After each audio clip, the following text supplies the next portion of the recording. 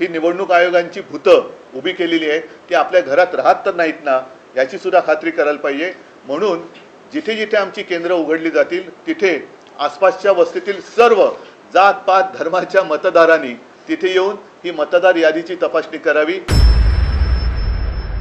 आम्ही आमच्या शाखांमधनं मतदारांच्या सोयीसाठी ही केंद्र उघडतो आहोत। या केंद्रामध्ये मी नागरिकांना विनंती करतोय की आपल्याला मतदान करता येणार आहे की नाही, आपलं नाव या यादीत आहे की नाही हे आपण आमच्या शाखेत येऊन तपासा आणि जर का त्याच्यामध्ये काही तुम्हाला वाटलं गोंधळ आहे तर तो वेळेत आपल्याला सुधारता येईल। हा एक भाग। दुसरा भाग असा आहे की मी मतदारांना आणखीन एक विनंती करेन, ही निवडणूक आयोगाची भुताटकी आहे। एकेका घरामध्ये 40-40 50-50 नावं ही नोंदली गेलेली आहेत। तर मी मतदारांना आवाहन म्हणजे विनंती करतोय की आपल्याला न दिसणारी, आपल्या परवानगीशिवाय न राहणारी, आपल्या परवानगीशिवाय राहणारी आपल्या घरामध्ये कोणी माणसं आहेत का, ही निवडणूक आयोगांची भूतं उभी केलेली आहे ती आपल्या घरात राहत तर नाहीत ना याची सुद्धा खात्री करायला पाहिजे। म्हणून जिथे जिथे आमची केंद्र उघडली जातील तिथे आसपासच्या वस्तीतील सर्व जात पात धर्माच्या मतदारांनी तिथे येऊन ही मतदार यादीची तपासणी करावी। आपलं नाव तिकडे आहे की नाही हे तपासावं, तिकडनं कुठे वगळलं गेले का, आणखी कुठे बरं आपलं वयामध्ये काय माझं स्वतःचं उदाहरण त्या दिवशी दिलं का, लिंग बदल झाले का, हे सगळं आपण येऊन तपासावं हे मी मतदारांना एक आवाहन करतोय।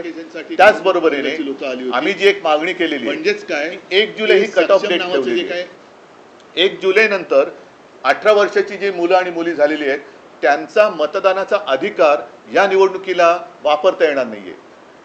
तुम्ही जगभर बघता आहात की याच वयातली मुलं ही रस्त्यावरती येतात आणि क्रांती करतात, ज्यांना आपण जेनझी म्हणतो। तर हे सरकार जेनझीना का घाबरतंय? जर लोकसभा ते विधानसभा या 6 किंवा 5 महिन्याच्या कालावधीमध्ये परकला प्रभाकर म्हणजे आपल्या निर्मला सीतारामन यांचे यजमान त्यांनी सांगितलेलं आहे की जवळपास 45 लाख मतदार महाराष्ट्राच्या यादीमध्ये घुसवले गेले। जर त्या 4 महिन्यामध्ये 45 लाख मतदार हे कोणी घुसवले, कुठे गेले, काय करतायत हा एक प्रश्न आहे। पण घुसवले गेले असतील तर 1 जुलै नंतर अधिकृतपणे ज्यांना मतदानाचा अधिकार मिळाला पाहिजे ती महाराष्ट्राची तरुण मुलं मुली मतदान का करू शकणार नाही? म्हणून मी त्याही सगळ्या मुलांना आणि मुलींना एक विनंती करतोय की तुम्ही देखील आमच्या शाखेत या आणि तुमचं नाव तिकडे नोंदवा, तिकडे नोंदवा। आपल्याला कळेल की किती लाख मुलांना आणि मुलींना मतदानापासून आपण वंचित ठेवतो आहोत।